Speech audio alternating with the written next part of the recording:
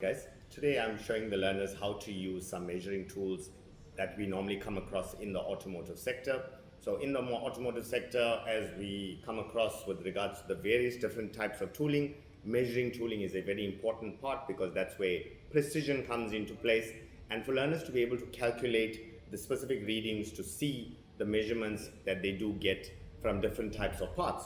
So taking firstly into account a vernier, this is known as a vernier. This has three different types of measurements that it can do. So on a vernier, firstly, you can measure the outer diameter by using the bottom jaw. That would measure the outer diameter of an item. So if I wanted to measure something, I could measure the outer diameter. Then the upper jaw tells us the inner diameter. So the inner diameter from the upper jaw reading. And then after that, we have our depth gauge, where we can establish and measure the depth. So when using a vernier, very important to take note at the end that there's two measuring scales on a vernier. So with regards to the vernier, and let me just show you here. So there are two measuring scales. The first scale that we speak of is our standard fixed scale. So that's our measuring scale reading that we use on our fixed scale.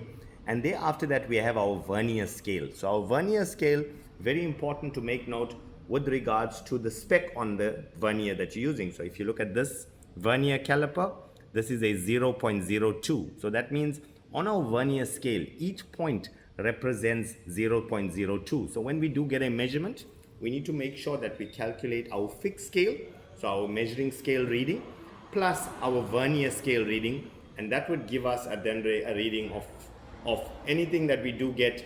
So if we had a vernier scale reading of the number 1, that's the 5th mark on the vernier scale. So number 1 is the 5th mark.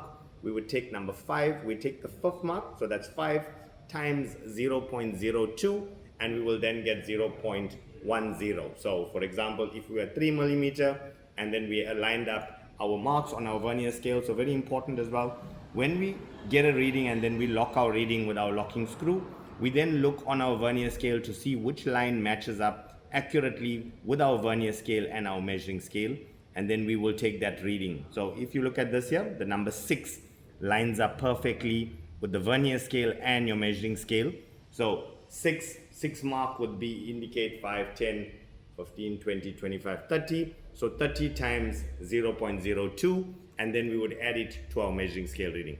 So that's with regards to a vernier caliper that learners get to know how to use and how to measure.